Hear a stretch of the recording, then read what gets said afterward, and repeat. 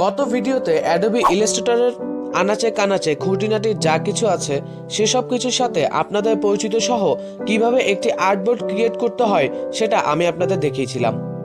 আজ আমি আপনাদের দেখাবো অ্যাডোবি ইলাস্ট্রেটরের প্রথম 7টি টুলসের ব্যবহার। তো ভিউয়ার্স, কথা না বাড়িয়ে চলুন শুরু করা যাক।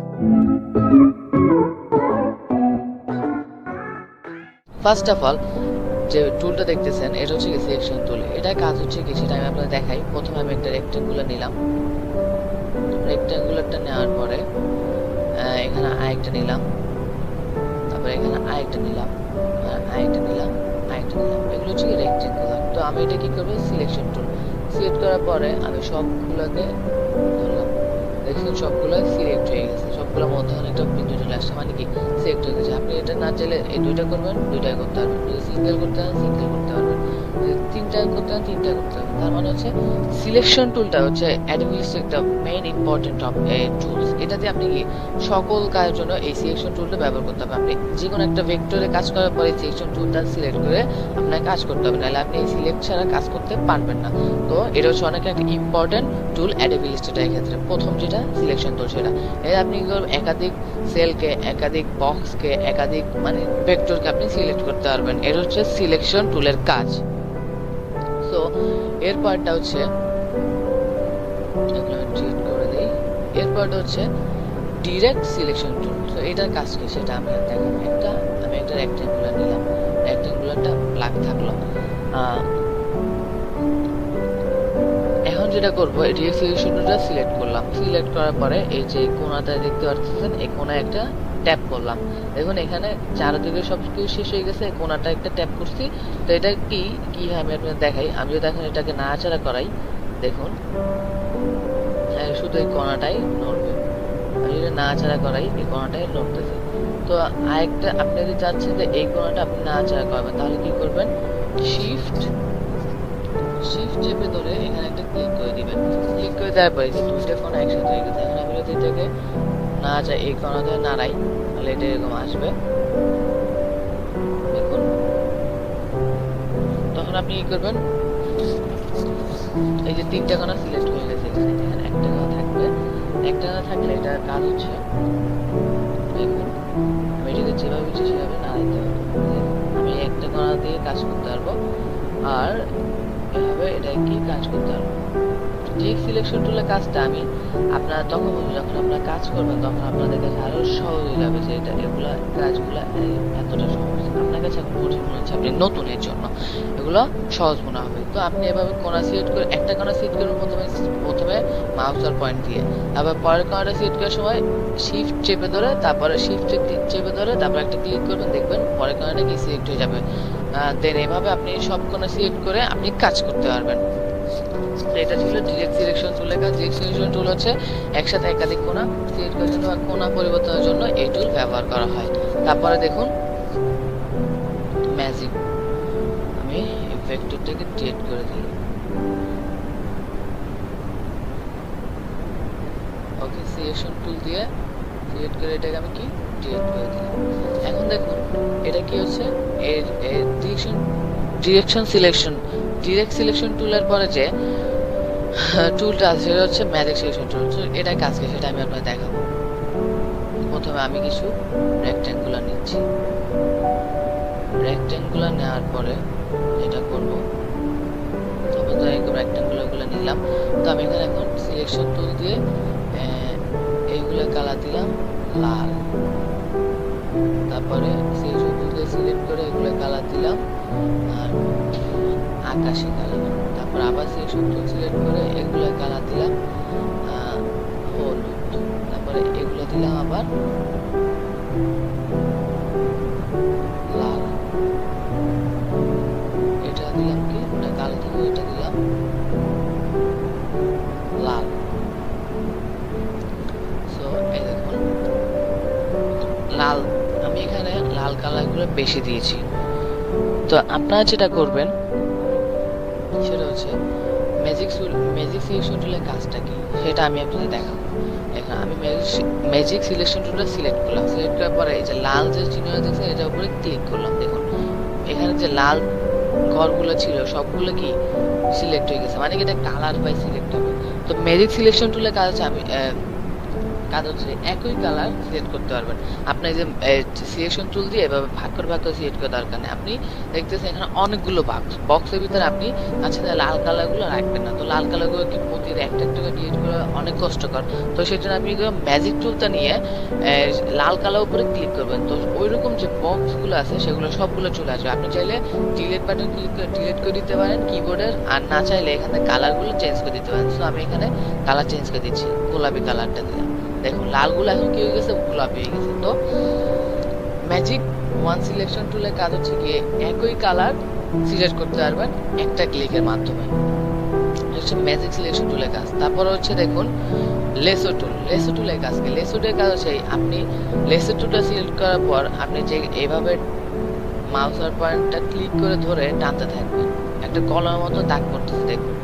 এই দাগটা হচ্ছে কি আপনি এখানে সাপোজ এই লাইনটা আপনি সিলেক্ট করবেন, তো আপনার ওই দাগটা যে বক্সের উপর দিয়ে যাবে ওই বক্সটা কি সিলেক্ট হয়ে যাবে, ওই বক্সটা আপনি সিলেক্ট করতে পারবেন। সাপোজ এই দুইটা বক্স, এই তিনটা কি দেখছেন সিলেক্ট হয়ে গেছে, এটা সিলেক্ট হয় না, এখানে একটা চাপ দিলে এটা সিলেক্ট হয়ে যাবে। তো এটা কাজ হচ্ছে কি আপনি যদি চান সিলেকশন টুল ছাড়া আপনি একে কোনো ভেক্টরকে একে সিলেক্ট করার জন্য আপনি লেসো টুলটা ব্যবহার করবেন। তো এখানে প্রথম যে টুলটা selection tool, direct selection tool, magic wand tool, তারপর হচ্ছে গিয়ে লেসো টুল, এই চারটা টুল মূলত সিলেকশনের কাজে ব্যবহার করা হয়ে থাকে। আপনি সিলেক্ট করার জন্য এই চারটা টুল ব্যবহার করতে পারবেন এবং সবসময় সিলেকশন টুলটা ব্যবহার করবেন, এবং অন্যান্য কাজে আপনি এই চারটা টুল ব্যবহার করবেন। তো আমি এইগুলো ডিলিট করে দিচ্ছি। ডিলিট করে দেওয়ার পরে দেখুন এই যে পেন টুল হচ্ছে অ্যাডোবি ইলাস্ট্রেটরের ক্ষেত্রে মাদার অফ টুল, এই টুলটাকে মাদার অফ টুল বলা হয় অ্যাডোবি ইলাস্ট্রেটরের, কারণ এটা একজন গ্রাফিক ডিজাইনের ক্ষেত্রে এই টুলটা অনেকটা ইম্পর্টেন্ট একটা কাজ। আপনি এখানে যতগুলো টুল আছে সবগুলো টুল যদি কাজ নাও করেন, আপনি পেন টুল এবং পেন টুল দিয়ে কাজ করে কালার পিক করে একটা মোটামুটি ভালো একটা ডিজাইন তৈরি করে ফেলতে পারবেন শুধু পেন টুল দিয়ে। পেন টুল দিয়ে কাজটা কিভাবে করবেন আমি একটা পাতা এঁকে দেখাবো।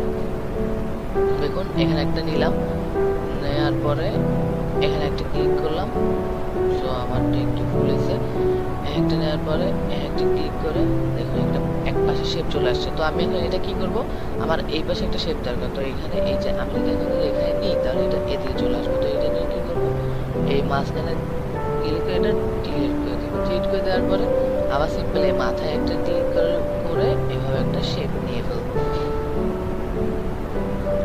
আমি একটা পাতা নিয়ে ফেললাম, এখন কি করবো এটাকে সিলেকশন টুলে সিলেক্ট করে একটা সাইডে রেখে দেবো। তো আরেকটা দেখেন আপনারা সুবিধার্থে এই ঘরটির দিকে করবেন, দেন ক্লিক করে এই শেপটা নিয়ে নেবেন এক পাশেরটা, তারপরে আবার উপরে ক্লিক করে এবার মাউস ক্লিক করে ছাড়বেন না, এটা ডাইরেক্ট টেনে ধরবেন।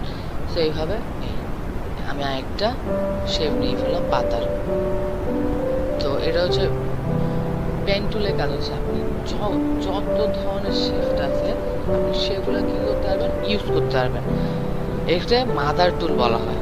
তাহলে আপনি ভাবতে পারতেছেন এটা কাজ, আপনি এটা দিয়ে কাজ করে আপনি বললাম তো এটা দিয়ে কাজ করে আপনি একটা ভালো ছোটখাটো লোগো আপনি কি ডিজাইন করে ফেলতে পারবেন শুধু এটা দিয়ে কাজ করে এবং কালার পিক করে, অন্য টুলে আপনার দরকারও হবে না, সেটা এইভাবে করতে পারবেন আপনি।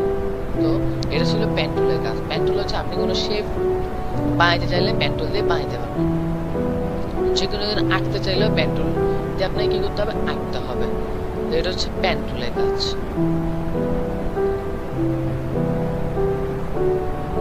Anchor point tool, delete anchor point, এগুলো করে আপনি পেন টুলের কাজ এভাবে করতে পারবেন।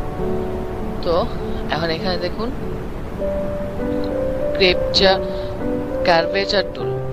তো এটা হচ্ছে কি আমি একটা প্রথমে রেক্টেঙ্গুলার নিলাম, রেক্টেঙ্গুলার নেওয়ার পরে কার্ভেচার টুলটা সিলেক্ট করলাম, এখানে সিলেক্ট করলাম, দেখুন এখানে আমি সিলেক্ট করলাম, এখানে সিলেক্ট করলাম।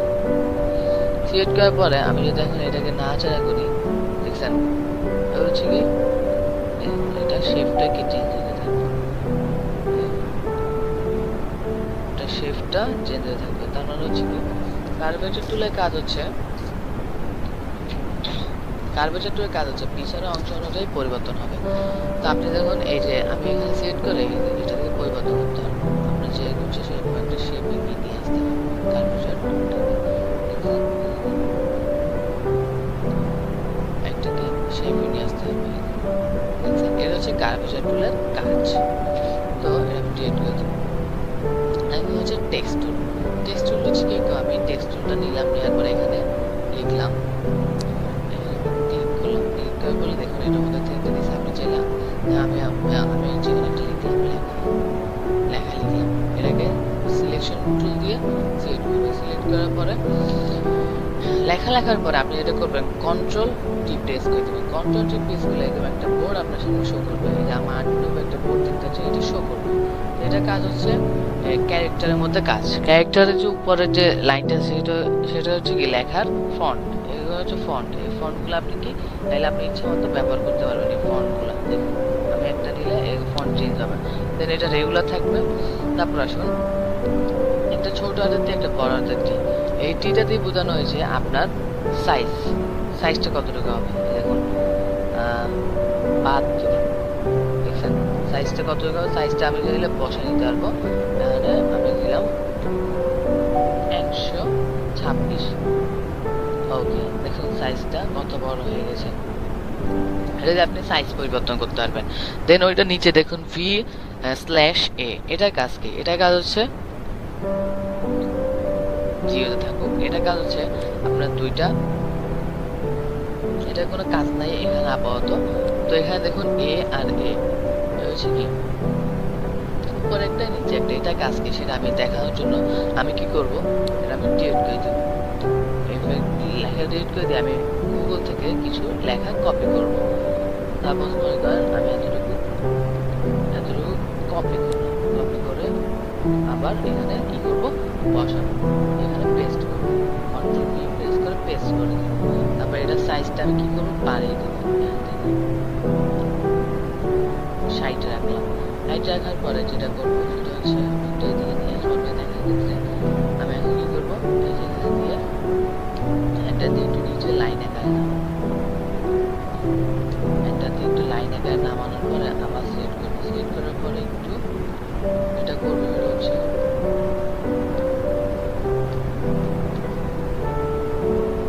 ডিলিট করে দেওয়ার পরে সিলেক্ট করব।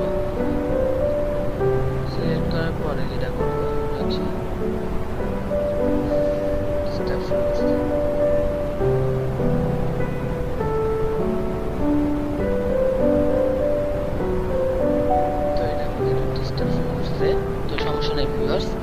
দেখুন এখন আমি যেটা করব, এই যে উপরে একটা নিচে একটা এই যে আইকনটা আছে, এই আইকনটার মধ্যে আমি যদি উপরেরটাতে ক্লিক করি তাহলে এটা কাজ করবে না আপাতত। সেটা হচ্ছে আমি একটু ঝামেলা করতেছে ইলাস্ট্রেটরটাতে। সিলেক্ট করলাম, সিলেক্ট করার পরে এখানে কাজ করবো। এখন আপনি লেখা একটা পরিবর্তন দেখতে পাচ্ছেন। আমি যদি উপরেরটাতে উপরে ক্লিক করি তো এটা কি বাড়াই, মানে মোট হচ্ছে ওই আইকনটা ওখানে দুইটা অ্যারো চিহ্ন থাকবে। আপনি যদি দুটোটা ক্লিক করেন একটা হচ্ছে বাড়তে থাকবে, আর ডাউন অ্যারোটাতে ক্লিক করলে সেটা আপনার যে দুইটা লাইনের মধ্যে যে ডিসটেন্স সেটা কমতে থাকবে, আর আপ অ্যারোতে ক্লিক করলে বাড়তে থাকবে ডিসটেন্সটা। এটা হচ্ছে যে এখানে কাজ। তো এটা ওই চিহ্নটা নিচে দেখুন V, তারপর হচ্ছে A, পাশাপাশি দুইটা ওয়ার্ড আছে। তো এটা কাজ কি? এটা কাজ হচ্ছে আমি দেখাই তাহলে বুঝবেন। এরা আপ অ্যারোতে এই চিহ্নের আপ অ্যারোতে ক্লিক করলে আপনারা দেখতে পাচ্ছেন যে এটা কি একটা লেটার থেকে আরেকটা লেটারের যে ডিসটেন্স সেটা বৃদ্ধি পাচ্ছে। আবার যদি ডাউন অ্যারোতে ক্লিক করেন তাহলে লেটারগুলোর কি ডিসটেন্সটা কম হচ্ছে, কমতেছে, এবং আপ অ্যারোতে ক্লিক করলে বাড়তেছে। তো এটা হচ্ছে কন্ট্রোল টেক্সট প্যানেলের কাজ। তারপরে এখানে দেখুন প্যারাগ্রাফের মধ্যে যেগুলো আছে মার্জের ক্ষেত্রে এটা সেট করে এখান থেকে হবে, এটা সেট করলে এখান থেকে শুরু হবে, এটা সেট করলে এখান থেকে শুরু হবে, এটা এরকম, এটা এরকম, এটা স্ট্রেট। তো এটা হচ্ছে এগুলো আমরা মাইক্রোসফট ওয়ার্ড যখন কাজ করছি তো এগুলো আমরা পারবো, এগুলো আমার জানা আছে। তো এগুলো আমি কিছু বলতেছি না। তো এখানে শুধু ক্যারেক্টারে কাজ করলে হবে। ক্যারেক্টার কাজ হচ্ছে ফন্ট পরিবর্তন করতে পারবেন, তারপরে লেখার স্পেস পরিবর্তন করতে পারবেন, তারপরে দুইটা লাইনের মধ্যে স্পেস পরিবর্তন করতে পারবেন, দুইটা লেটারের মধ্যে স্পেস বাড়াইতে কমাইতে পারবেন, তারপর হচ্ছে টেক্সটের সাইজ কম বেশি করতে পারবেন। এটা হচ্ছে গিয়ে কি টেক্সট টুলের মধ্যে কন্ট্রোল টি, যদি টেক্সট টুলের মধ্যে একটা টেক্সট লিখলেন, লেখার পরে কন্ট্রোল টি দিয়ে প্রেস করলে ওই বোর্ড আর্টবোর্ডটা শো করবে। এই যে কন্ট্রোল টি প্রেস করলে এই আর্টবোর্ডটা শো করবে। তখন এখান থেকে আপনি আপনার মতো করে আপনার লেখাটাকে আপনি সাজিয়ে নিতে পারবেন। তো এটা লেখাটা কালার যে দিবেন, কালারটা দিবেন এখানে, এই যে দেখুন এই প্লাগ আছে, তো এখানে প্লাগে এখানে ক্লিক করার পরে বা এখানে উপরে চলে যান, উপরে চলে যাবো, আপনি যদি চান এখানে লাল লাল দিয়ে দিবেন, আপনি চান এখানে ব্ল্যাক, তাহলে এটা ব্ল্যাক দিয়ে দেবেন। এটা কোনো সমস্যা নেই, আপনারা সিম্পল এটা করা যাবে। তো ভিউয়ার্স, এই ছিল আজকে ভিডিওতে যে 7টি টুলসের ব্যবহার দেখিয়েছি সেগুলো আপনারা বারবার প্র্যাকটিস করে নিজেদের জড়তাগুলো ছাড়িয়ে ফেলুন। পরবর্তী ভিডিওতে আমি নেক্সট টুলগুলোর ব্যবহার দেখাবো। তো এখনই চ্যানেলটি সাবস্ক্রাইব করে পাশে বেল বাটনটি বাজিয়ে দিন আমাদের পরবর্তী ভিডিও সবার আগে পাওয়ার জন্য। নেক্সট পর্ব পর্যন্ত ভালো থাকুন, সুস্থ থাকুন, আল্লাহ হাফেজ।